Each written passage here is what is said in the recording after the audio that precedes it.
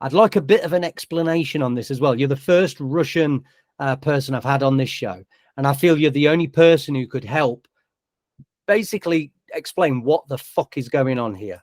Because he is stupid.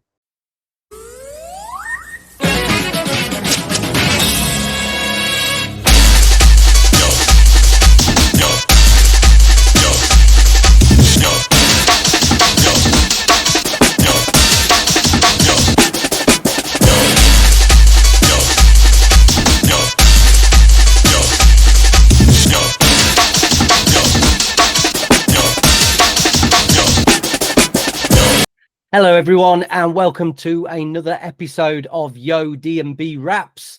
We've got a very special episode today with an awesome guest all the way from Russia.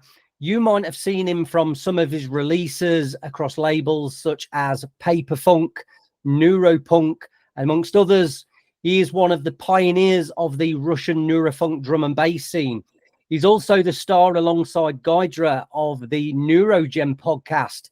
This is one that's been hitting the airwaves in a big way. It's streamed live on YouTube, and they're getting pretty popular for their reactions and the tracks that they're actually playing on it as well.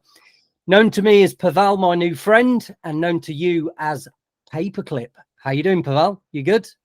Yeah, I'm okay. Thank you for this introduction. Of course. First of all, I have to start that I'm really thankful for inviting myself into your, podcast stuff. I really like this format. It's really cool to share some information about music and projects that I'm run with. And the first thing I would like to tell is I bet better things will be my nickname, where it started, how it started, I always loved electronic music from my childhood, and everywhere where I hear it, on the TV, on the radio, I was always pretty shocked by these sounds because, as a kid, I understand some really simple instruments like piano, guitar, and stuff, and those sounds put me in some, other imagination way in my mind, and I thought like, yeah, that's the music I would like to listen. That's the music I would like to learn how to make it and other stuff. And so I started to producing music in 2001. And first thing I think of is how do I call myself? What will be my future nickname, representation, and so on. So I decided just, guide myself to my language because we got some specialties in the pronunciation.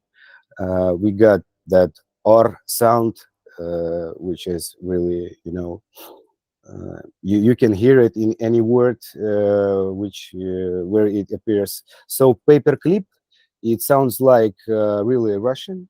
So it's easy to pronounce for my listeners because, first of all, I'm oriented on the Russian Federation, on Russian music, etc. And Paperclip is somehow similar to my initials. It's PPD, Popovich Pavel Dmitrievich. So it's somehow close to my name. Yeah. It's really simple to, make it shorter. So people call me Paper. So it's really easy to, stick with me, stick with my music and stuff. About the philosophy of this nickname, because of meaning of Paperclip, maybe I'm the person who, connecting people with some musical ideas and projects and make them, comfortable situations to make a further step in their projects. I'm just helping them with that. And I really love to being involved in drum and bass social life. Maybe you can call it like that. We've got a lot of stuff happening right now about the projects I run. Paperfunk Recordings was a project where I can release myself without any, permissions and waiting, etc., which a lot of artists don't like. So yeah, I just created it for myself and for my colleagues. So we're doing a lot of music right now, and Paperfunk recordings is just, unseparated stuff from Russian drum and bass history right now, because it's built since 2010, so a lot of stuff happened from that time. And also I've been involved into Neuropunk podcast from the first edition, because I'm making my releases since 2006. My first release was in Mass Destruction Music with the Mumbles remix, and from that time, yeah, I'm pretty often on the scene and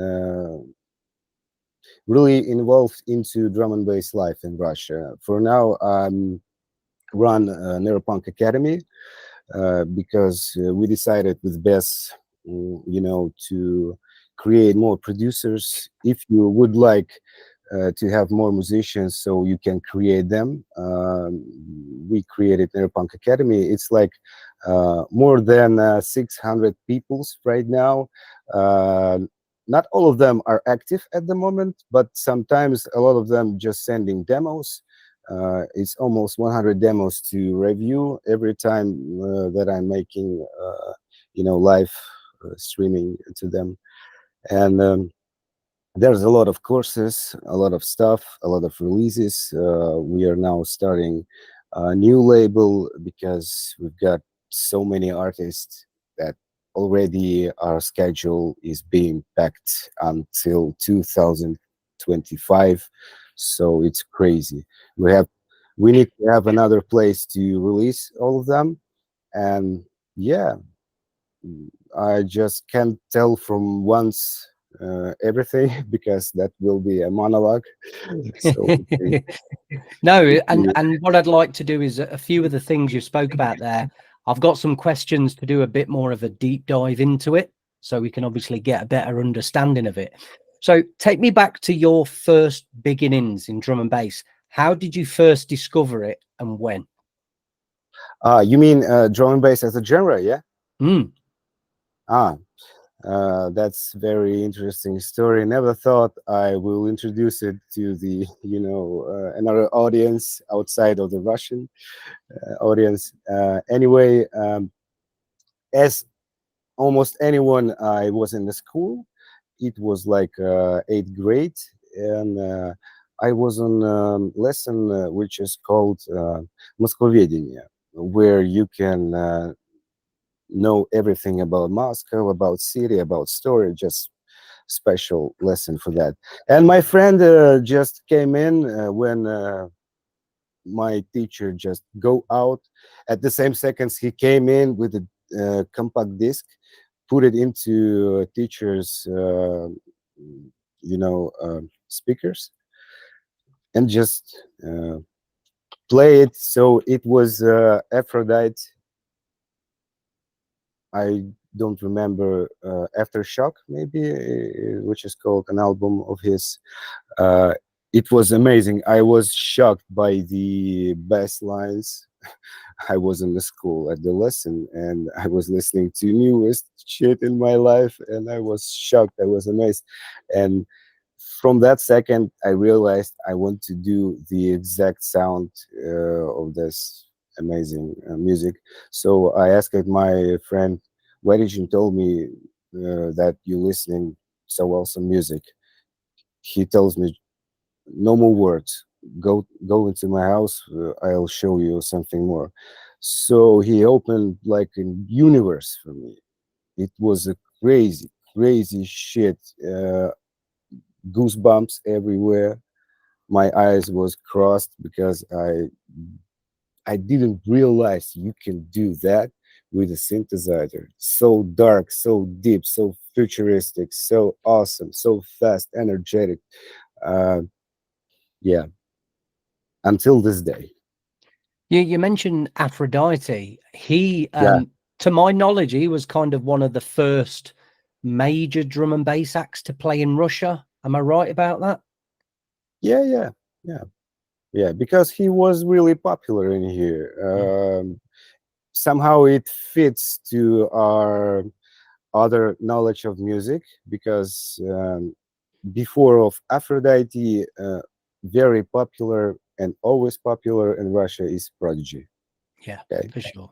Everywhere you go, Prodigy is Yeah. universal. So what year was this then when you discovered the drum and bass sound? Yeah. Can you repeat, please? Yeah, what year? What year was it? Was it 1995, 1996, 2001? No. I'm pretty small person. If you look at me at my age, I'm only 36 at the moment, and it was 2003 for me to discover drum and bass. I heard it before, but I didn't knew what the heck is that. I saw it in the commercials. My favorite commercial was a Pentium 1 computer, Wiener PC, and Amen stuff just goes in and bow, bow, bow. My favorite commercial, yeah. And I didn't knew that thing called jungle or Amen stuff. What Amen? What is Amen? Okay. So now I knew. Now I know everything about this genre and details. But at this moment, it was pretty surprise for me. Yeah.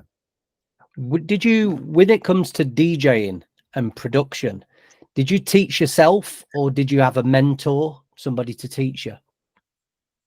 Well, I can't tell you that I've got a mentor, but I've got some people which are definitely got a big influence on myself. The story is I started to make music in a Dance J program, which is packed with ready to use samples. You just doing your stuff and you've got a track.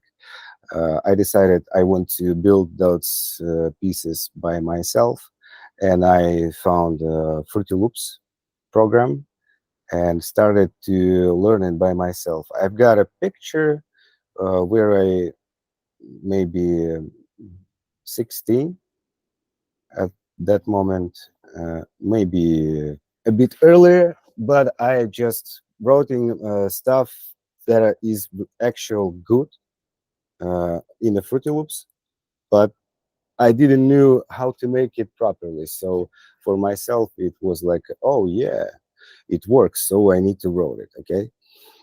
So I learned it by myself, but at one moment, it was an internet stuff that is blowing up by community forums where you can get your opinion heard, where you can get your stuff heard. So I just started to put my stuff online, and I've got some feedback. Most of feedback was negative, but that's okay when you're starting your music, because you're actually doing crap stuff. So people might tell you that you're doing crap. So I handle it and learn that you can find good people which are really better than you in some cases, so they can explain some situations for you which are problematic in mix down, creating sounds, etc., in a composition arrangement. So yeah, a lot of people helped me, and immediately, if I got something really legitimate, like information about if you're doing this, you've got this for almost 100%. Okay, so you can make some like tutorial, because there is no place for tutorials in Russian internet at that moment. I started to create them. So first, maybe, yeah, the first one tutorial of drum and bass in Russia was made by myself.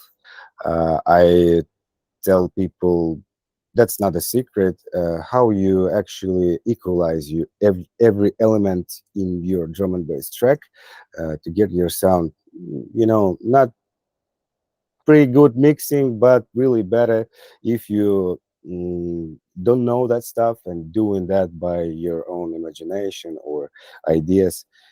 If you got some guides, Mm. it's just better to make stuff sound better. So from that time, it was 2006. We started to build our community on the sites like Jungle.ru, and then it was spbdnb.ru, drum and bass site about St. Petersburg drum and bass culture, Mm. but it takes overall drum and bass scene to highlight some artists, which is really interesting DJs, interesting artists with some releases, the new ones, upcoming artists, etc. And yeah, and then I met some really cool people like Dima Engage, Fyodor and Phonics, and we started to meet each other to exchange experience. Inphonics taught me how to mixing properly because my first mixing and gigs was terrible shows.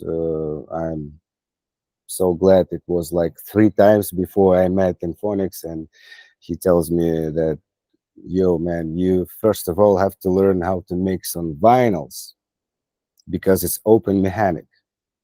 You see what you do.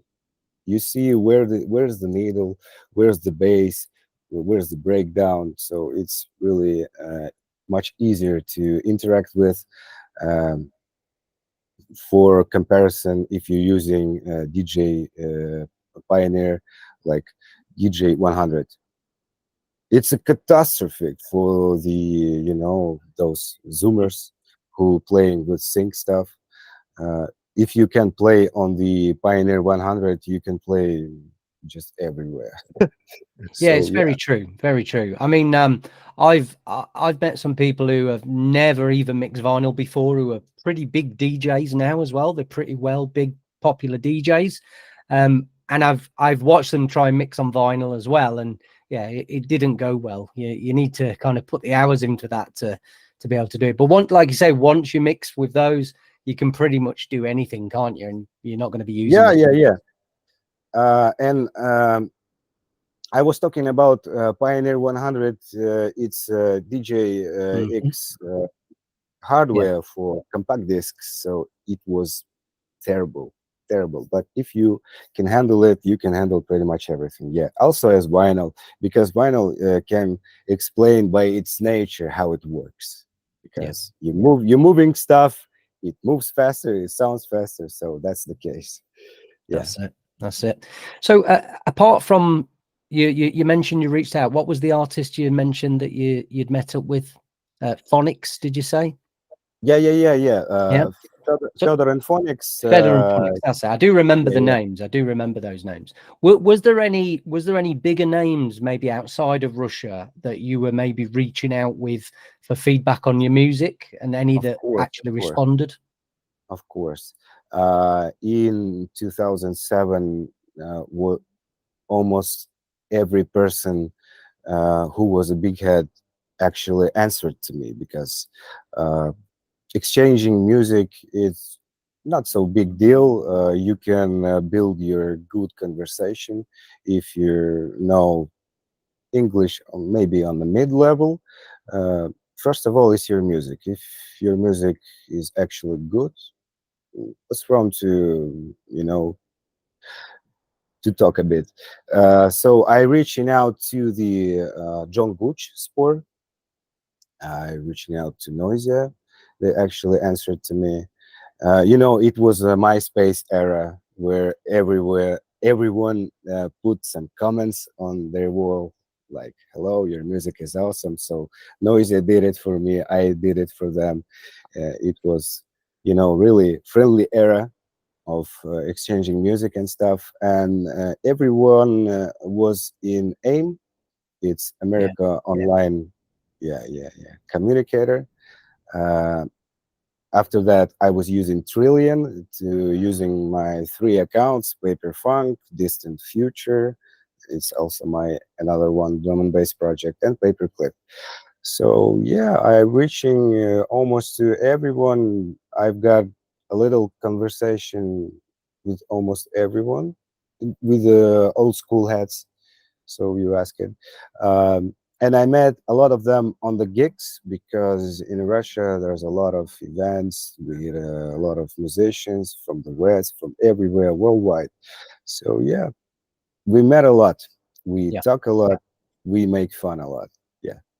So, talking about the Russian events, my first experience of Russian drum and bass was seeing Pirate Station videos on YouTube. This was around 2007 that we seen them when YouTube first came out, and these videos blew me away. I've spoken on this podcast before about Pirate Station. I'd never seen anything like it, and to see something of that set scale and that magnitude as well, especially playing Neurofunk drum and bass, it was pretty much unheard of. Do you did you have any recollection of obviously going to those events and maybe playing at them as well? And do they still run Pirate Station now as well? Yeah. Pirate Station was pretty big from the start, because it's actually built on the radio station called Radio Record, where, you know, culture was a thesis to the old radio station, you know, like an idea. We playing only club music. So and it was really popular, because of some people make some compilations before of those events. Let me explain you. It's really complicated, because everything is influenced on each other. You have to decide where it's on the percentage. So as we know, DJ Bess was really old person who started from the beginning of Russian drum and bass. Uh, so he understands some things which is really up to him right now. I mean, Koster Records with the Russian vocals and stuff. It's really popular to Russian people when you know, you have an eclectic stuff where Dark Side um, playing with the really soft girl vocals with some lyrics about love. So it's really catchy for Russian people. Yeah, And there was an artist called Receptor who did a lot of tracks like that, didn't he? He did very cheesy vocals with Neurofunk drum and bass. Receptor. yes, Mitay. And DJ Bess put some CD compilations, CD mixes with some vocals, with some projects he started with. He also started most of the popular Russian vocal project in Russian Federation, Steam Axel, maybe you heard of, with the Russian vocals. And it came really popular. People just started to buy those mixes, those discs everywhere. So Radio Record understand that, you know, that vibe, that hype. They catch it and make a lot of events with the drum and bass, with a lot of stars from the worldwide. You never can imagine that you will see these artists someday, you know, in Russia. But somehow you in the middle of that crowd listening to that awesome music. But I'm originally from Moscow, so I wasn't there. I was there just one time in 2007. It was a DJ parade. It was like 30,000 people. It was a lot, and I was pretty shocked. Yeah. And I thought to myself that I have to experience that, you know, by my own when I'm playing on the pirate station. So I connected with them. I don't remember, or they connected with me. It's not the case. I played once. Uh, I used to play it another time, but something didn't actually work out. So yeah. I mean, those events were huge, you know, in terms of magnitude. They must have been going on maybe 10,000 people, some of the bigger events that they had. Was it all a Russian No, it was crowd, would you more. say? It was more. Yeah. You said, no, it was more. Yeah, I'm probably downplaying it a little bit there. When I do remember looking at the videos in awe, it was definitely a lot more. You're right there. Was it all a Russian crowd though, or did you get a lot of people coming from Europe and from the rest of the world that come to those events? You know, Russia is not really popular place for tourism, etc. Because of reasons.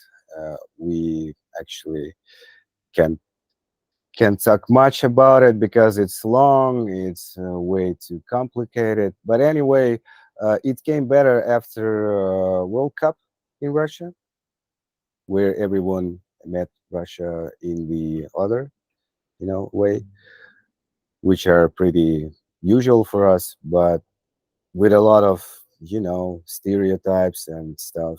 We look not from the best side as we are. But anyway, I don't remember a lot of people from Europe. I just remember an artist. From Europe, from America. Not really much people around the world came to Pirate Station. Maybe now it's usual thing to meet foreign person in the event, but at those times, I think it's not. Yeah, it's a funny one. I mean, like if you go around the world and you go to those big events, if you go to something with more than 10,000 people, like 15, 20, 25,000 people, you're guaranteed to meet people from around the world there. So this is what kind of also blew me away when I seen the videos. I think I come across Pirate Station just looking for John B videos because I was heavily into John B when I first got into drum and bass. And just to see the magnitude of that many people there, but also the thought of, okay, well, you know, it is a country that not a lot of people go there for vacation. So to see actually all of those people being Russian as well, like I say, it was phenomenal to see, and that it was Neurofunk drum and bass, you know, not pop music, which in the UK you wouldn't get 20,000 people just for drum and bass. It would never happen, you know. So it was a phenomenal feat to see, definitely, with those videos, and they're still going strong, like you said, as well. Well, it's not pretty strong like in the past, but as you can understand, a lot of genre appears in the last years. So yeah, it's just divided by the percentage as always. But on the Neuropunk festivals, we got 4,000 people. That's pretty good for the event. Those events look phenomenal. Are you involved in promoting those as well? Are you? No. I'm just an artist. We got some people which are really involved into that, and it's like separation of the process. Okay, I'm doing my thing, they're doing their thing, and everyone doing great. Yeah. But anyway, if something needs during the promotion from my side, I'm almost every time doing that if I'm not really busy, because I've got a lot of students, I've got a lot of releases and mastering to work with. So yeah, a lot of music. A lot of music. You mentioned your relationship with Bez, who most of us know as part of Gydra, for those who are listening. Now, for me, again, I was talking about Pirate Station as something as a catalyst to discover Russian drum and bass. But from that, I saw Bez playing at those events, and I started obviously searching for Bez and his podcast from back in the day, the Neuropunks podcast that he did. I think they were like monthly episodes.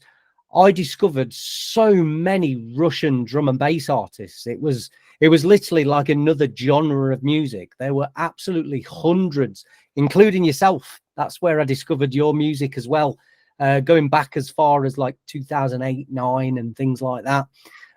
So that I feel Bez has obviously, his podcast played a big part in letting people know about Russian drum and bass.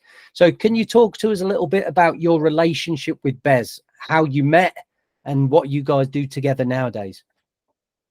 Okay. That will be pretty interesting. So I started with music in 2001, 2003. I reconfigured myself to drum and bass, and I decided to make almost everything in drum and bass genre. And at the 2005, I was ready to put out full tracks with intro, build up, everything it needs. Maybe with the sound it not sound so great, but I found some people to collaborate with. So the first of my collaborations was with a B-Soul. Maybe you know that, the dark side artist, and we make a bootleg on the Clint Mansell Requiem for a Dream, um, the soundtrack of the Yeah, exact. awesome track. The lead track is an awesome track. I remember your bootleg as well. I believe I have a copy of that somewhere. Oh, yeah. Somehow it just gets everywhere, and it gets to the, if I can call that, best drum and bass kitchen. So he decided to put it on gigs, put it on radio. So first time for me, when I discovered Bess as a person, it was, listen, this guy just played your track on the radio. And I was like, what? You kidding me? Who would have played my track on the radio? I didn't send to anyone. And it was DJ Best. So I connect with him and send some other tracks from myself. And after that, he makes few mixes, and he decided to run drum and bass Neuropunk podcast. He created that name. He created a concept, but first four editions was without any vocals. It was just mixes with the hard Neurofunk tracks from only Russian or near Russia, ex-USSR countries. Um, and at the fifth edition, he decided to put his voice on it, and where it started to work as it should, because people were, oh shit, so this is Russian scene. Oh my God, I never thought so many artists. So it was shock for you, but can you imagine how shocked it was to the audience, who for the first time discovered that, oh my God, I thought this man is from somewhere else, not from Russia. This guy is just living in my town. So, that's the moment where connections start to build up, communities start to build up. We're starting to meet each other, to connect with each other, because we didn't knew what best, and we always don't know what best is preparing for us. Okay, For sure. so it's always a surprise. So when you're listening it, you're just discovering other artists. So yeah, best just started it like a bomb. It became immediately popular in Russia, and everyone just listened to that. Have you heard Neuropunk podcast? Listen to that shit. Everyone was so happy with that, and it was so aggressive. So a lot of patriotism into that, because of, you know. Um, I want to mention that some parts of our mentality is somehow to hate ourselves. Okay, it's everywhere in the percentage.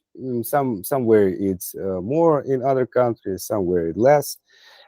In our, it was like, we can't do anything now because the USSR just broke up and we are a new country. We nothing got left, and blah blah blah, etc. So this kind of emotions which you get from the podcast was on another level, because you're listening to great music, futuristic music, with some great synthesizers, great ideas, and it's on the edge of technology. and it's our own. So yeah, it's building community immediately around it. Yeah. There was so many producers that came out of that podcast, though. Like I said, it was almost every episode. I was there. I was waiting to grab it, and every episode, I'd always find new artists. I mean, as I say, I found yourself and Bez, Flame, Receptor, Nick B, NI, Mphonics. I've made a list here of some of the ones I remember, and I've got tracks. Roller, Mega Drummer. Oh my God, Subwave, Oh my God, you Sunchase. mentioned Mega Drama. Damn. These artists, as I Bro. said, it seemed like it was just a melting pot of Neurofunk drum and bass. And like I say, Neurofunk is kind of blown up at the minute in the UK, but I don't feel people know enough about a lot of these artists as what they should, because to me, they kind of shape what the sound is now, really. They were almost the originals of how Neurofunk sounds now. So a lot of those artists that I mentioned, that you don't hear a lot of their music now. Was it a case of a lot of people just trying it out for a little bit and going away, and then some stayed? Or because again, Receptor and the VIP, for example, really big names that, and Engage as well. You know, these are guys that did some amazing tracks, and you don't really hear much from them now. And they probably would be on all the big labels, wouldn't they? Yeah, yeah, you're right. Well, it's really complicated because you're doing double life when you're producing music. It's really hard to put yourself in the condition where you can. I will said I can play on the weekend on the 2 gigs. They will set my fee on the exception acceptable level, so I can can do my stuff, can get royalties from the magazines, from music, from distros and stuff. It's really hard because you have to build that base from somewhere, and it's like a joke about your educational when you're trying to find a job somewhere on the third grade of your university educational, and they tell you you have to have experience, but where you have experience if you haven't working yet? Okay, so that's the thing you have in the music. To build up your earnings from that, you have to spend your life on that. So it's your turn to decide where you're at the day simple person, at the night you're a drum and bass Batman. So it's really hard to stand that. So a lot of musicians just don't have much time because of the family, because of kids. Even though you're really amazed by the amount of people, by the amount of events and stuff, it's not really a market here Hmm. at the moment. And you have to realize that this is underground music anyway. So if you're trying to put some mainstream elements into that to create more monetization, to earn more stuff, and etc., you have to build it by years. So we now build something like can work in the future as a market. Mm-hmm. Uh, yeah, that's a long story. I'm not really sure that I can handle it right now. Okay. So talking about artists from Russian drum and bass who were broke out, two of the main ones, of course, Place to Be and Paymon, who are called Teddy Killers nowadays. They came from the west of Russia, I believe. So when you see obviously artists like this breaking out fully and becoming a worldwide household name when it comes to drum and bass, are people kind of looking to copy that blueprint and looking up to Teddy Killers as almost this is how you do it and this is how you break out? It's in some way it really is, because when someone doing really great new ideas, you have to try it out. Okay, you're just interested in that, It's not really up to copying stuff, maybe in some cases, but you never knew because everyone's so individual, blah, blah, blah. But anyways, everyone got influenced from each other. So when Teddy Killerz blew up some ideas about new groove, new synthesizers we never heard before, maybe in the Neurofunk. Um, yeah, some of the artists immediately tried to copy that and put it into their grooves. But Neuropunk podcast was, as you may understand, Teddy Killerz built from the Neuropunk podcast. So I'm talking also about it.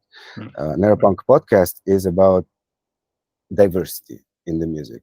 So you're starting with this blowing drums, blowing basses, getting in the middle of the some almost deep, old school and very dark stuff. At the end, you're getting into some atmospheric and deep stuff. And the final track is liquid or, some melodic or atmospheric, really soft music. So Neuropunk is about diversity. There's a lot of influence over there. And a lot of people which are breakout, as you say, to the Western audience and stuff. Infonics, uh, maybe the first person who just released on every big and legendary label on the drum and bass in Russia, because he was everywhere on the vinyls. Before it just, started an often thing where Russian artists just releasing their stuff on the, major labels. So yeah, there's a lot of influence from each other. So I can't tell you that everyone copying someone, because there's a lot of stuff, a lot of people breaking out. So there's a lot of thing Yeah. to. Well, what I mean more by that is Teddy Killerz almost, in a way, they created the blueprint. And I don't mean just from producing tracks. I mean, they are actually DJing in every country around the world now as well. Do you know what I mean? So, and it's like I say, it is few and far between that you manage to see Russian artists do that. So yeah, I always give Teddy Killerz props because they kind of took it to that next level and flying the flag for it as well. Another brand I wanted to talk to you about that definitely had a lot of influence on me with Russian drum and bass and how much I favored it was TAM Records as well, which just for people listening, this was a free download label, wasn't it? There was regular releases, and it was free. There was no charge to actually download it. So did you have any involvement with TAM Records? And could you tell us a little bit more about who was behind it and what the ethos was? UGBS was behind it, and maybe some people I actually don't remember. But the main person who runs everything, who handles almost everything, also as a website, it was DJ Bes. So he made a lot of releases. It's July. It's like an epoch of the Russian drum and bass where we've been released because people listening to the Neuropunk podcast. Neuropunk podcast is something free, so you've got label with the free music. You heard some tracks in the Neuropunk podcast, so you know where to find them on the TAM Records. A lot of compilations, a lot of interesting names. So maybe the mission for the TAM Records was to highlight everyone and give them a chance, to be into the catalog, because first of all, it was a music catalog outside of the major magazines. Only after some time, he re-upload everything on the major platforms. So now they can earn some royalties from that. But actually, all of the music was free. Yeah. And the mission was to highlight new persons, new musicians, new projects, new compilations. Yeah, everything is about the music. Yeah, such an awesome concept, and again, another platform that I discovered a lot of artists on the TAM Records label. Is this music Legendary. still readily available? Can you still grab that label anywhere? Of course, of course. For now, it's a part of Neuropunk app, which is built also with Bess and some guy. I'm actually don't remember. I'm sorry. That guy is not a musician. He's a IT specialist. So he built an app where you can listen to Neuropunk releases, TAM Records releases, and Paperfunk releases also. Also, you have Castor, and maybe we'll have our new label um, for deep drum and bass, which I mentioned before, in this app also. So Excellent. yeah, you can just subscribe and listen to all of the music. And you just go into the App Store, search for Neuropunk, and you should come up. Yep. Yep. Excellent. I'll be doing that a bit later on today and getting myself on there. So if you're watching the video and you like what you're hearing, don't forget to click on the like button below and drop us a comment. What are your favorite drum and bass artists from the motherland Russia? Who have you been digging over the years? And what videos have you been watching on YouTube, like me with the Pirate Station? So I just want to come back a little bit to Bez as well, obviously one half of Gydra. You recently, or in the last couple of years or so, started your own show together, the Neurogon Show, which can be viewed on YouTube. Now, again, this was just another one that just came across my lap, so to speak. I find these videos of you guys DJing in a room. You've got the green screen graphics going on behind you, and you're giving such amazing reactions to the tunes that you're playing as well. So I wanted to play this because one of the best things about these videos is the natural reaction that comes from it. In this day and age, there's a lot on social media that are about those reactional videos, and 99.9% of them are all fake, and you can tell they're fake. But you guys really look like you're enjoying it. This is a very natural reaction to the music that you're having when you do that. Is that right? Yeah, yeah. Thank you for mentioning that, because we got a meme around us, me and Bess. We've got fake love and fake emotions. It's actually Russian comments from the few people, but most of them feeling us because we really love that music we working with. Why are you actually doing that if you don't like it? Okay. I love it so much. I love drum and bass. I love how it pushing basses on my body, Yeah. how it Yeah. it's really make my face melting about every bass That's one going. word for it. Yeah, some of the Yeah, facial yeah. expressions as well. But both of you guys on it are brilliant. It's great to just sit and watch it as well. I mean, I'm listening to the music, but I love watching you guys on the show as well. So how did it come about to start something like that? And I'm guessing that was just, it wasn't planned. It was just a natural progression to give a reaction, was it? Well, yeah, in some way you can say that. Before of the Neurogon, I want to mention that you said Neurogen. It's Yeah. Neurogon. Yeah, Neurogon. Neurogon. Yeah. Um, I've started with some streams in the back 2006. It was Justin.tv website, as I remember. So I was already packed with experience of the streams. So before that, I've got my, almost similar to the Neurogon online streaming um, idea. It's called, please don't kill me. It's called Punch Your Mom. It's about games. It's not about punching your mom. It's like a joke.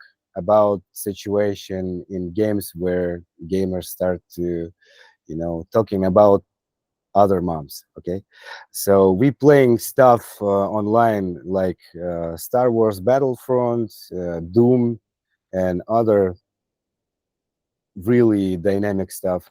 And I just talking to the people online, download some tracks. It was like, like suggestions.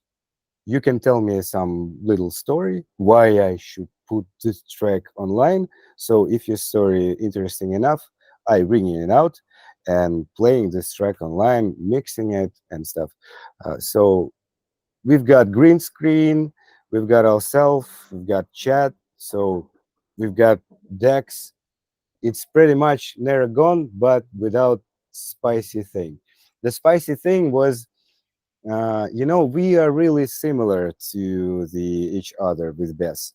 You can tell, just pick one eye on us, because no, sorry, not to pick, take one eye on us, because we doing the same thing. We love the same genre. So we packed with the triggers, we packed with information almost similar to each other. So we really understand that vibe where track is really working, and it's really similar to our taste also. So when we started it, it was immediately synergetic. I don't know how to explain that. It was some little cases where we started to talk at the same time, but that's the another, understanding why we are so similar. We even start to talk at the same moment. So we started to being more synergetic, to understand each other, where to talk, who to talk.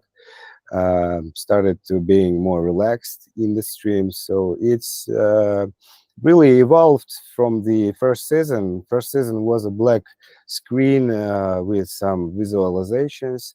I learned Blender by myself. That's a 3D modeling software.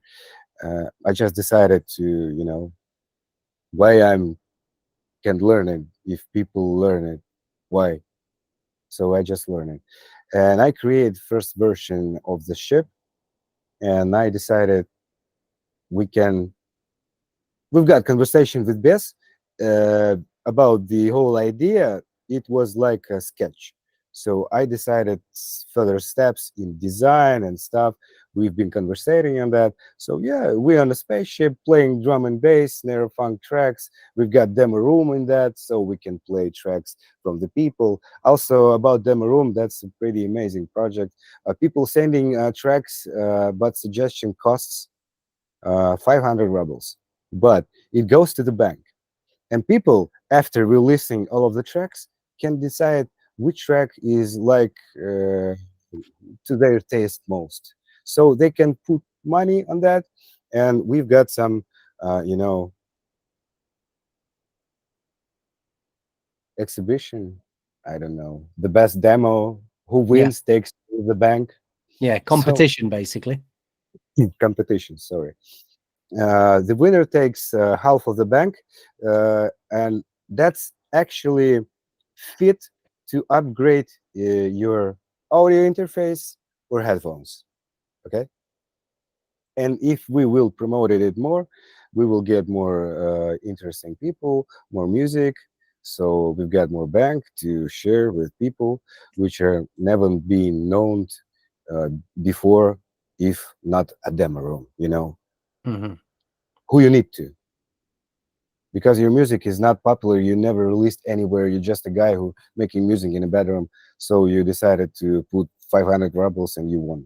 Wow, everyone knows you, everyone remembers you, and when next Neuropunk podcast release and people from the demo room is releasing there, people recognize them. Yeah, that guy from demo room, he was a winner in the fifth season, second edition. So yeah, that's a project we really love with So let me ask a question, just so our listeners kind of get an idea of this. So obviously, the podcast is free to watch. You can go on YouTube, you can watch it live streamed. and you can obviously take part in the comments, which is quite full of Russian people. So there's a lot of Russian.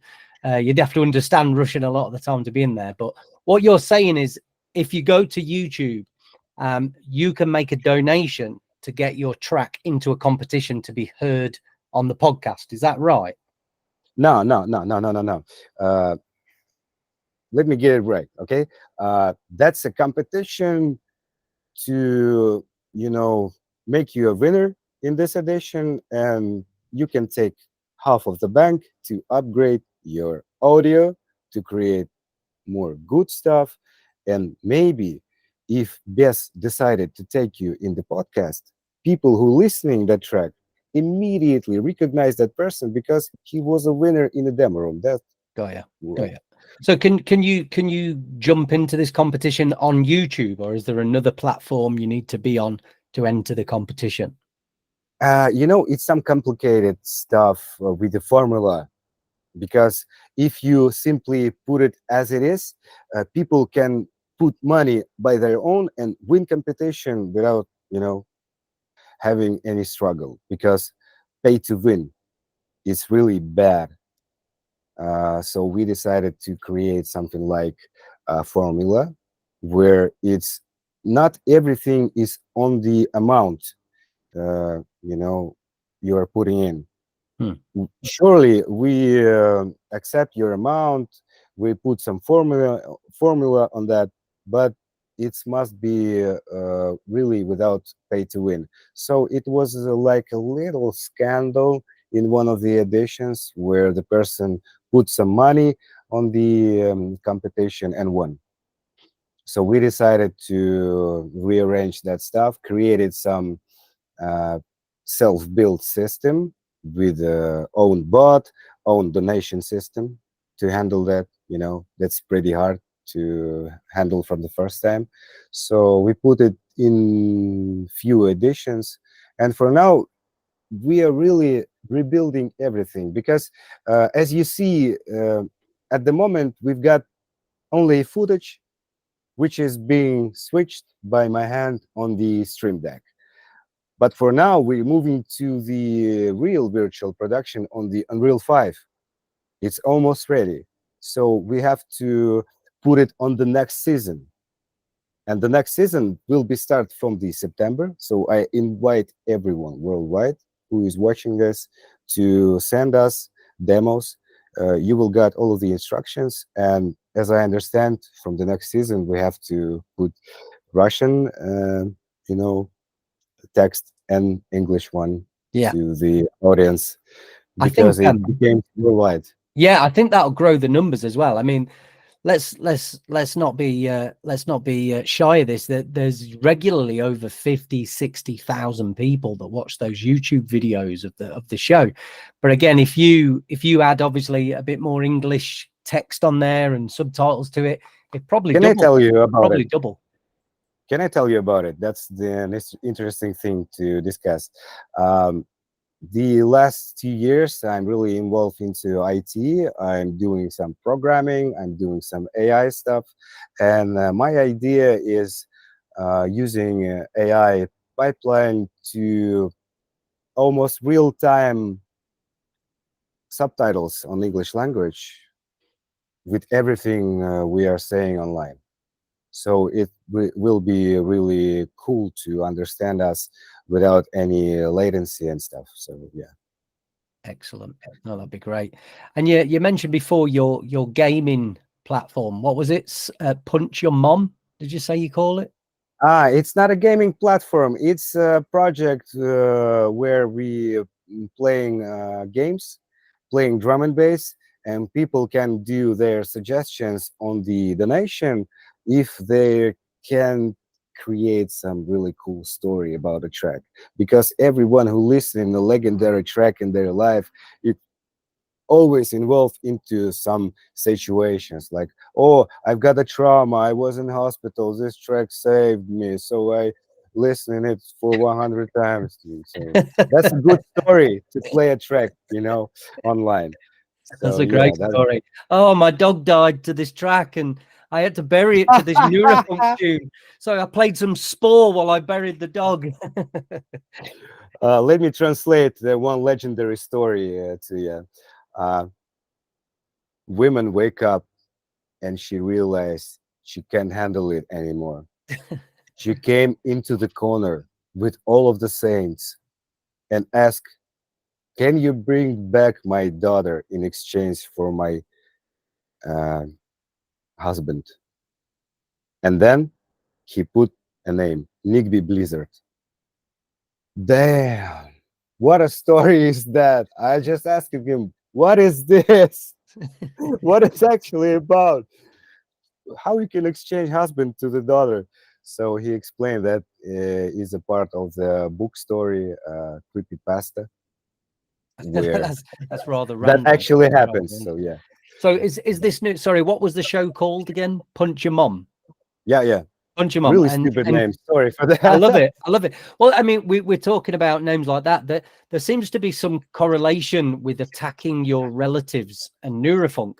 Like in the UK, we have a saying in the UK: if it's a banging Neurofunk track, we call it a nan slapper. So a nan as in your grandparents slapping your grandparents. So if a track is good, so you may have seen it when I've left reviews on your Paperfunk label. I'll call it a nan slapper, and that's a great Neurofunk track. So Punch Your Mom, maybe we should start a label together called Fist Your Dad. Maybe we'll do that next. That could be good. So is the show? Can we watch the show now? Is it live now? Have you got any episodes up? Yeah, we haven't been blocked. We work it a lot with YouTube claims to get every video online forever. So yeah, you can watch it out. Maybe you can find it interesting. What Maybe channel is it on? What YouTube channel is it on? Paperfunk recordings. You just can type Paperfunk recordings and you will find every video on that. It's on the translation part of my channel. Yeah. So a couple of questions I've got, starting with your label, Paperfunk. Obviously a long-standing Russian drum and bass label, and another label that's introduced us to a lot of artists. So what is the ethos of the label at the moment? Because I've noticed you're pulling out a lot of new names that are appearing on the label, and they're coming out in droves on compilations. So what are you doing here? Do you have a garden and you're breeding Neurofunk drum and bass producers and they're growing in your garden? Where are you getting all these artists from? I'm getting all of these artists from Neurofunk Academy, which being run by myself for year and a half. Only recently we've got connections with the teachers like Gydra. Manford from Gydra is actually a teacher on the Neuropunk Academy, but he just started recently, okay? Meteor Receptor, you mentioned him. Also, we've got a collaboration with him, which will be released on the Paperfunk recordings this year. It's a little surprise, teaser for the audience who remember Receptor. He actually teaching people, I mean Receptor, teaching people how to make proper melody, what is actually called every of these harmonies, how to build tracks, how to morph from harmony to other harmony. That's really interesting stuff. So yeah, we building a community where from the start in the educational process, you give understanding to people how to react to some critics, how to conversate with your colleague, how to collaborate, etc. So it's a lot of stuff to handle with. So for now, we've got like maybe 70 artists right now, the new one, which is ready to be packed on the other labels. So where we started, a big compilation, Warriors Artist Part 3, it was on the Paperfunk recordings, and then it was part 4 with a 40 tracks inside. There's a lot of people already, 40 tracks inside. Everyone is individual artists, so a lot of new names. Now we are preparing some Only Funks LP. Pretty fun name, huh? Yeah, I like it. I like it. And we've got some idea with Prototypes LP, because we've got a lot of people really ready from the starter course. I'm running starter course of drum and bass, and people already doing stuff for releasing. Okay, they're really catching it fast and doing really good stuff. So we decided to release every week, because there's a lot of music to release, a lot of music to handle with. We separated our. I run Paperfunk recordings with Anna. Anna is a founder of Time of Night promotion in Russia. It's actually pretty big right now. He left it in 2016, and we met in 2020. No. 2019 we met, and we decided to work on something, and somehow it just grows into collaboration on the label. So we separated some stuff to work with. She worked with artists, she takes an audio to me, sending it with ready to master, really comfortable to work with. So I'm doing mastering every day. I've done mastering for maybe September already. We decided to make masterings until 25. Sounds So like my there, release schedule. yeah. So that will be like a more room for us to open really long-awaited techno label. We decided to open, and this drum and bass I mentioned before, deep drum and bass label. Yeah. So we really focused on the new names, new artists, to introduce them. What is the plan for every artist? Never mind, you Russian, you from other country, it just doesn't matter. Everything is matter is your music. If you're a name, no name person, we're taking you, giving you a highlight from the persons in the promotional mechanism we're using, like in-flight, etc. You can pay a lot of places to promote your music and get these names heard.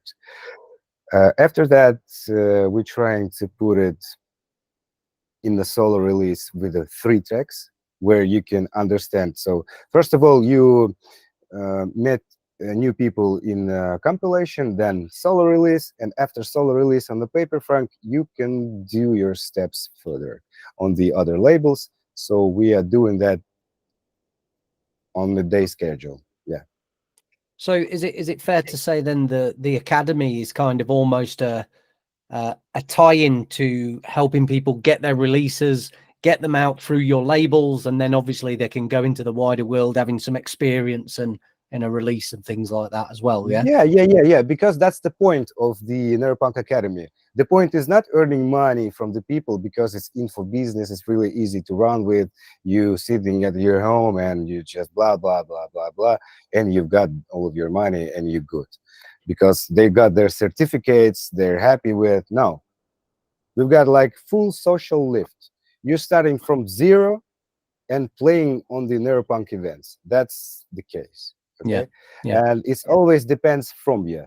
We can't we can tell you that it depends from you and from the bad side, because if you got some problems with your ears, if you got some problems with your levels of imagination, it will take time to get you on the level which are really acceptable for himself, to understand. Yeah, I can do music. I really enjoying myself. So it's just can take much longer. Yeah. No, Sure. anyway, we can help anyone to start with zero. It's not even depends on the language, as you see. Yeah, yeah, for sure.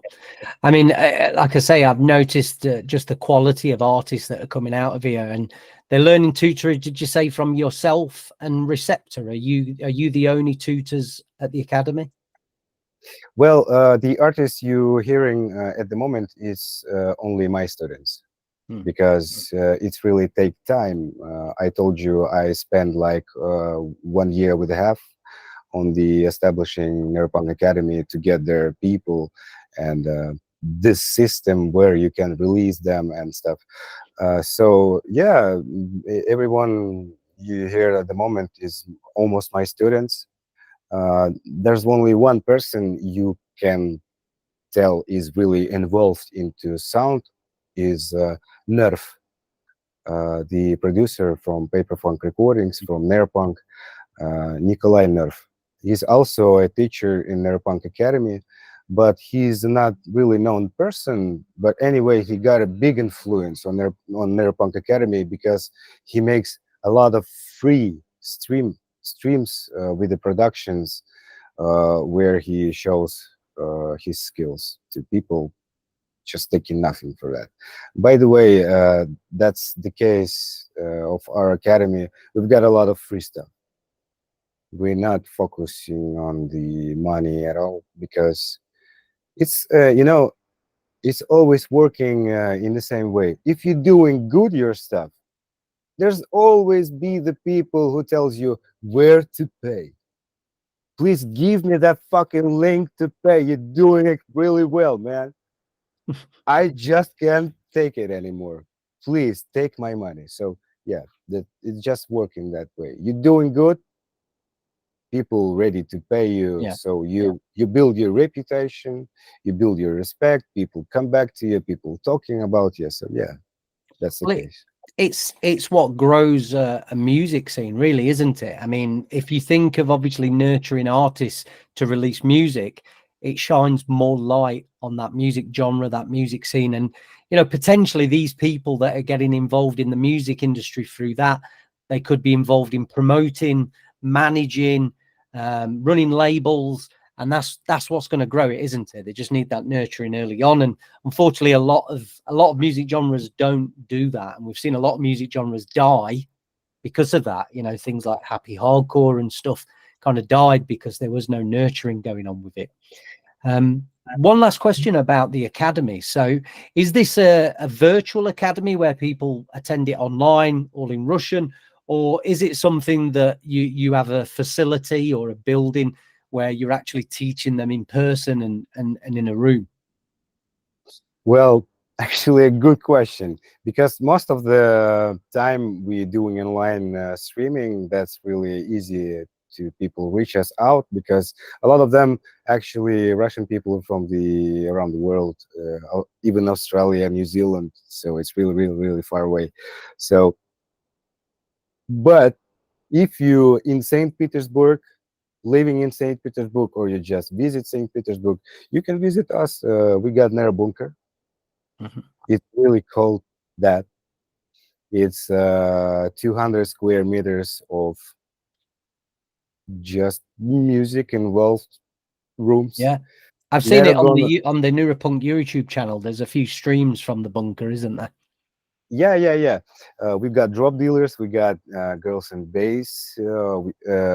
For now, from recent days, we got Neuropunk Live Academy, because a lot of people are ready to play, so we can highlight them.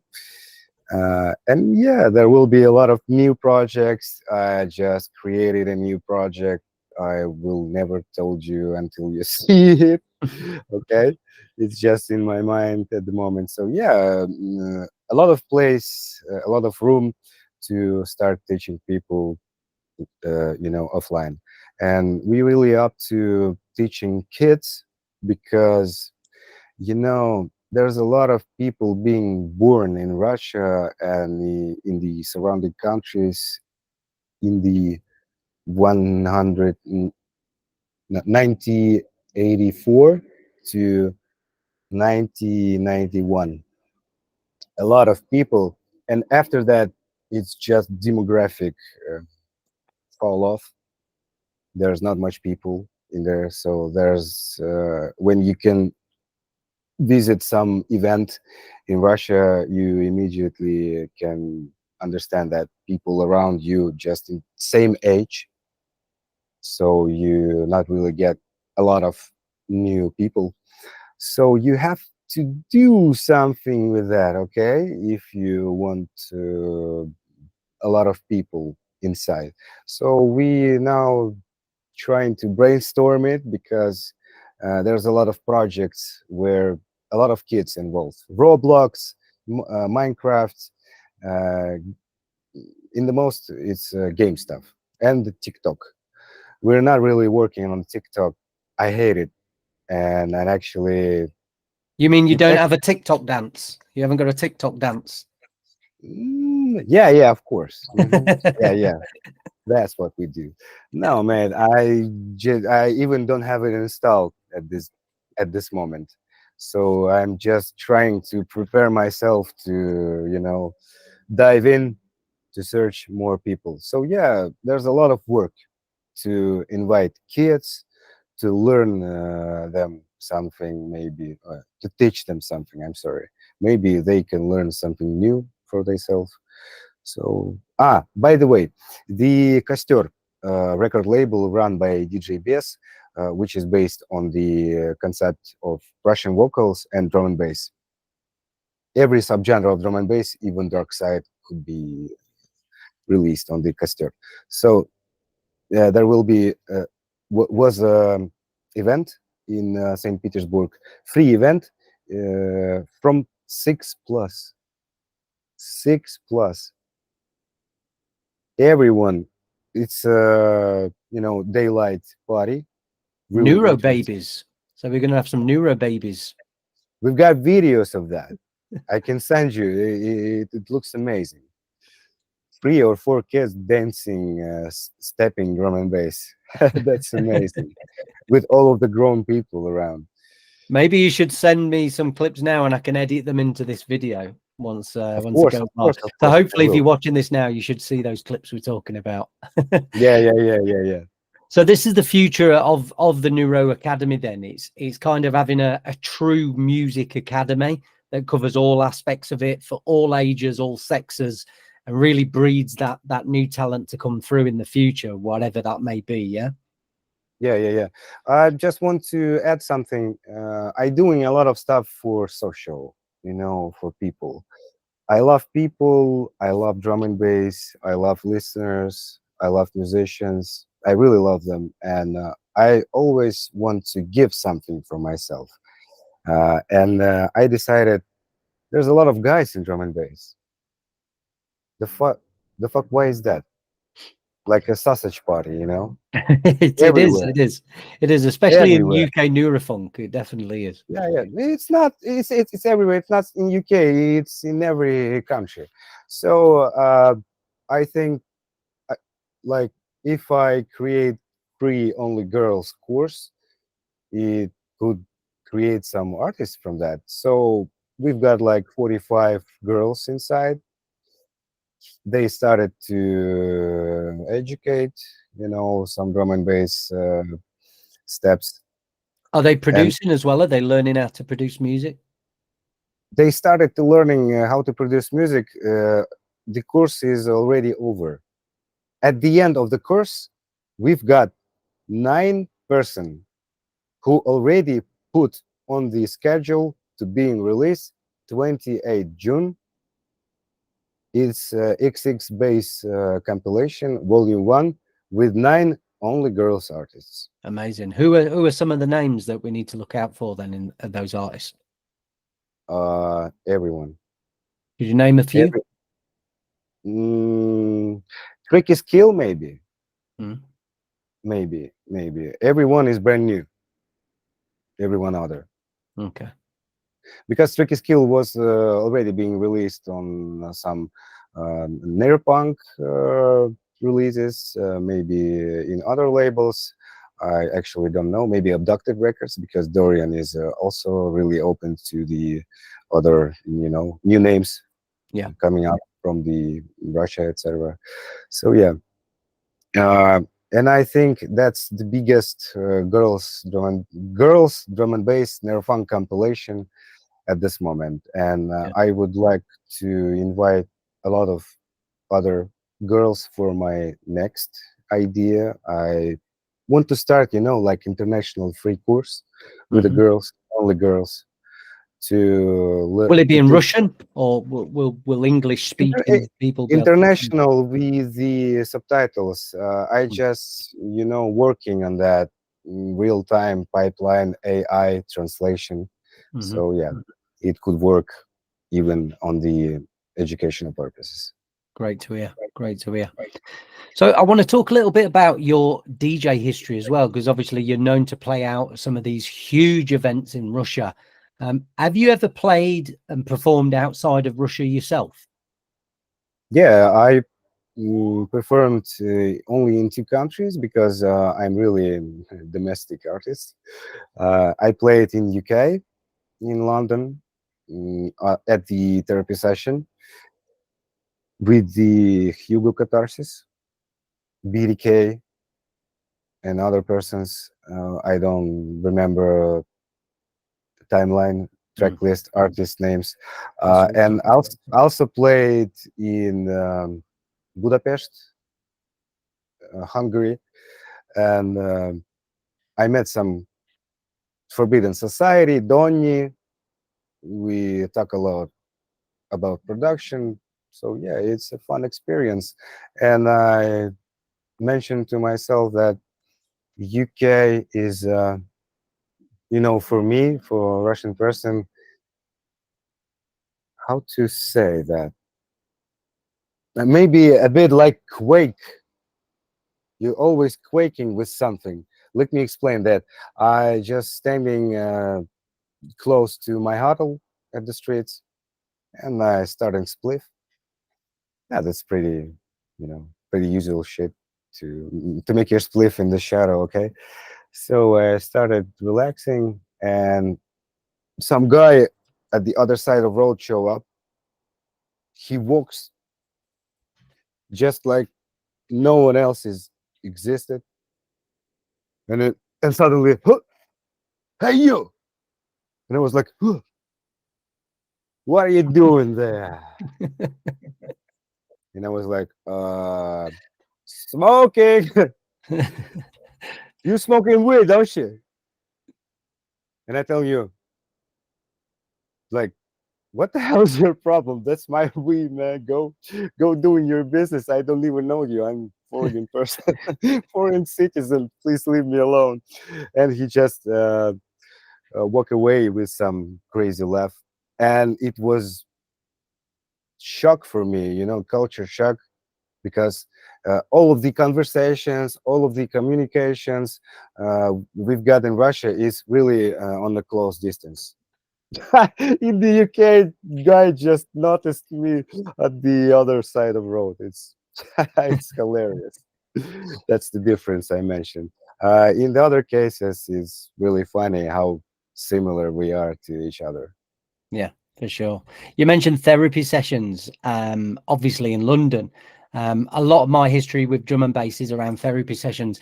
I actually used to run therapy sessions in a city called Birmingham, where I live in the UK. Oh, So I every so often we still do it, but obviously the harder side of drum and bass is not as big in the UK now. And yeah, I do remember some of those London events. They were like on a Wednesday evening. They were like midweek on a work night. And I remember I used to have the day off work the next day to actually go and get the train to London to actually attend them. But yeah, some great nights at Herbal as well. So apart from drum and bass, is what do you do outside of drum and bass? Because your life seems to revolve around it, quite like mine does as well. But what do you do to relax? What other types of music do you listen to as well?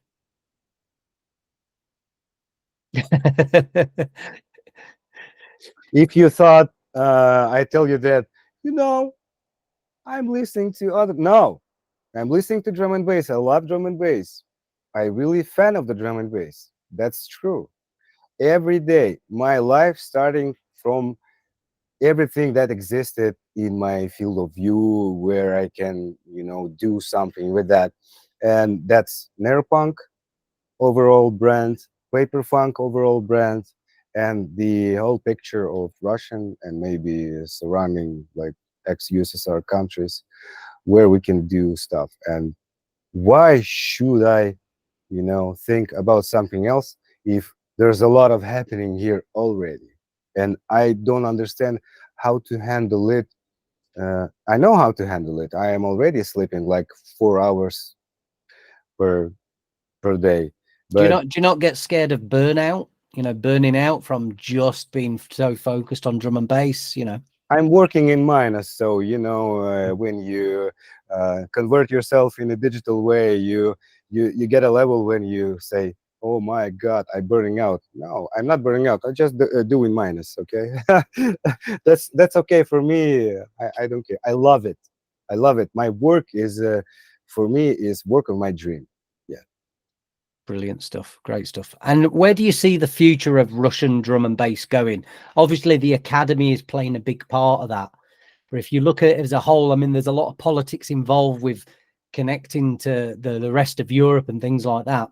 But do you see a positive outlook for Russian drum and bass in the future? Of course, I can't even see boundaries except some, payment methods. Okay, huh? Payment methods. We're not friends anymore. It's not working like that. Okay. Uh, when you're talking to other persons who run labels, who doing music, it's always the same. No politics. Okay. You can't even tell that something is wrong. But in some cases, some people, some of your partners became silenced, or their actual answers became strange with no actual meaning of your message, but the answer is actually no. Okay, but it's not really, you know, face-to-face confrontation. I never met it in my life. Since something happened in world, you know what, and I never met um, from those days some aggressive to my person, because I'm not really involved into politics. Okay, I doing music. My full day is doing music, is creating new musicians, giving my knowledge, playing on the gigs, creating projects, helping Bess, running some stuff with Bess, creating some software, a lot of stuff. Where is the politics? Mm, mm. I don't know. So I'm not feeling like a struggle except payment methods. Why they can be figured out. Yeah. I think you're right. As I mean, the one thing that you do find as well is the more aggressive the music, the less aggressive the people as well. It's like in the Yeah, UK, the you want to go to a music event in the UK. Well, you go to something that has like quite melodic music and maybe chart success. That's where you get stabbings and things like this and violence. But you go to beef. Neurofunk, there's full of testosterone filled men. Like I said, there's no females there generally. It's a sausage fest, as you say. You rarely see any trouble at all, do you? So I'm guessing that's the same in Russia, is it? Yeah, it's like a gym atmosphere, because when everyone in a gym, if you take your shoulder in some other shoulder, you say like, "Oh, I'm sorry, everything is really cultured." So yeah, I got some similar feeling from the gym. I mean, Very drum and good. bass party. So it's a good segue into my next question, actually. Very recently, when we were talking on Telegram, you sent me a video of yourself doing push-ups with an alignment coming up. And you mentioned this is something to do with a new app that you're creating for music. Can you tell us a little bit about this and explain it to people? I'll show a video of you doing push-ups here now, but give us an explanation about what this is, please. Okay, a really good question. Thank you for asking that.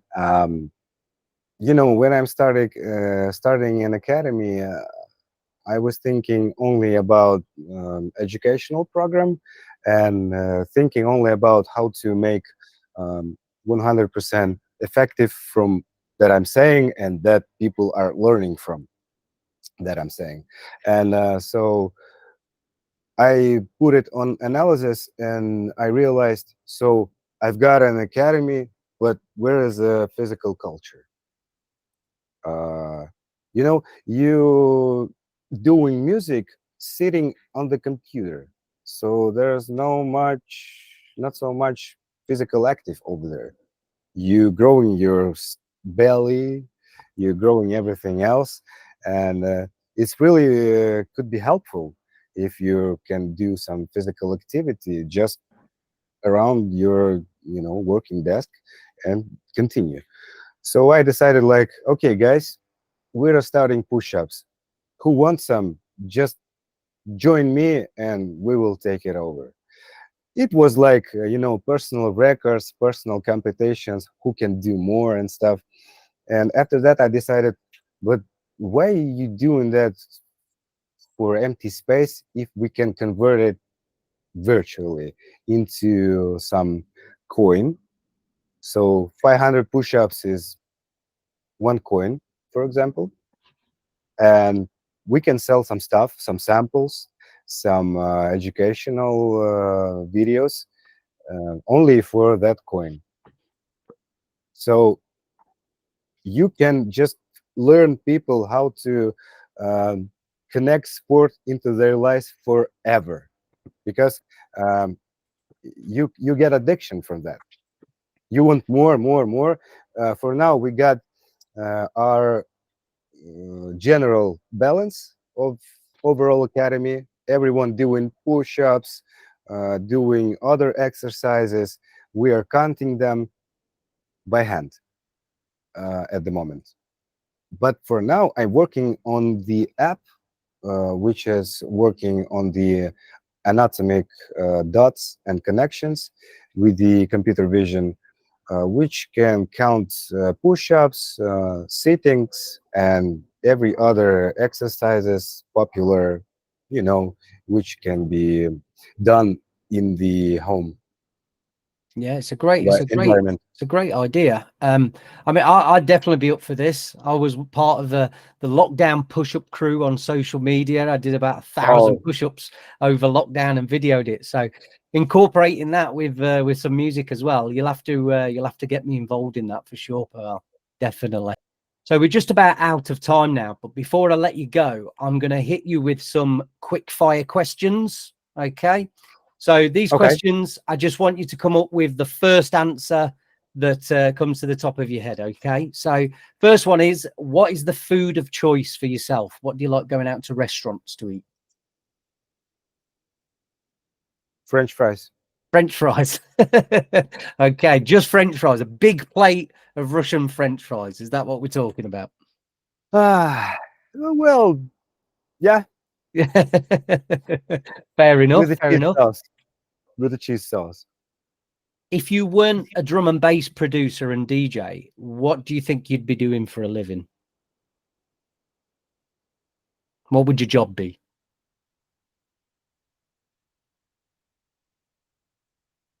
A designer. A designer Because of what? everything.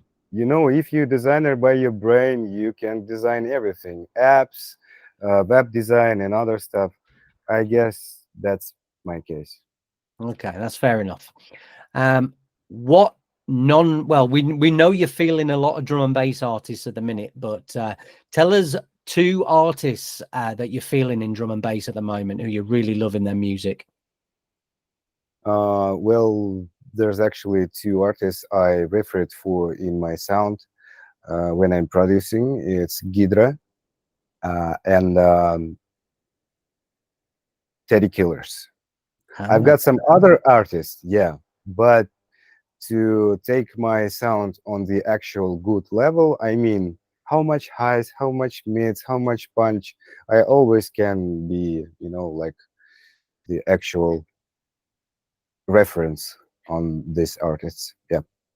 I'm going to show you an image right now, and I want you to tell us the first thing that comes to your mind when you All see right. this image.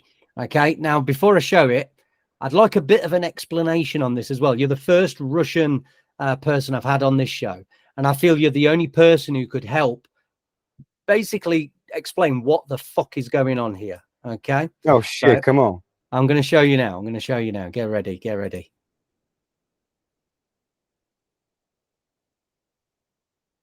Okay. Can you see that now? Oh shit, man. Damn. So, what do you actually want me to explain? So I Tell me would what like a you want me full to explain. explanation of this image, please.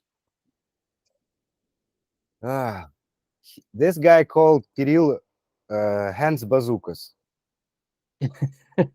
So But definitely are something bazooka like, yeah. because he is stupid, he don't understand English language, it's arm bazookas. Okay, never mind. Anyway, this guy put synthol in his muscles. That's oil, And isn't it? Oil for those listening. I believe that's yeah, oil. yeah. Really unhealthy, really stupid idea. And he just put his video on social media to get people, you know, react on him. Okay, and he thinks that those persons that say, you know, negative reaction is the reaction to, you know, what's the difference? So he makes his social networks on this shit. I hate these persons. They are destroying themselves and make a bad influence on other people, maybe not in Russia, in other places. And they think with their brains, which are not in a good condition, that, oh, the other person doing that, I thought to doing that. Now I'm really sure and I will do that. So yeah, that's the stupidest thing I ever seen. And Kirill or Kostya Ruki Bazooka is a fucking asshole. Yeah, I have seen a couple of these come up, and they do seem to be a trend from Russia for some reason as well. They like sticking a bit of oil in their muscles. So you've never done that yourself, Pavel? Never stuck a bit of oil in there? See how it goes? What? No, shit, man. No, Not gonna It's happen. it's like a joke if you're asking me if I doing that. You know, I never do no steroids, no shit like that. And person who doing Simtol is just faking it because your muscle became hard without, you know, it's like contaminated. It's unhealthy. Yeah, No. your arm's gonna drop off, isn't it? Really, when it comes Yes, to something yes, like that. yes. Yeah. Okay, last quick fire question for you. If they made a movie about your life, what actor would play you in that movie, do you think? Oh shit. Younger version of David Duchovny, okay? You fancy yourself as the Hoff, the paper Hoff. Da. Brilliant answer. Great one. I think that's spot on as well. Maybe you could grow a bit of a tash as well. So just to get Oh yeah, maybe. Who knows? Listen, Pavel, it's been absolutely fantastic talking to you, especially face to face like this. I've really enjoyed it, really enjoyed getting to know you and exactly what you're all about. Just for those listening as well, make sure you check out Paperfunk Recordings, one of the premier Neurofunk drum and bass labels. Brand new releases out regularly on all platforms such as Beatport and Spotify. You've also got the Paperfunk YouTube channel. There's obviously the Paperfunk and what was it called? Oh yeah, Neurogon. The Neurogon Show is on Neuropunk's YouTube channel, of course. And how can people sign up for the Academy? Can you let us know? Well, I leave a link for you. You can put it on the description in the social media where you can post this video. And I want to mention that Telegram got a function where you can translate any message. So you can turn our chat into the English one and conversate with us with any struggle, because we can translate audio, even audio messages into text and then to the Russian language so we can understand. Yeah, so there's no language barrier, just visit us. Brilliant stuff. Great stuff. Pavel, thank you again. Been a pleasure. Thank you, bro. Thank you, Lee. Speak to you soon.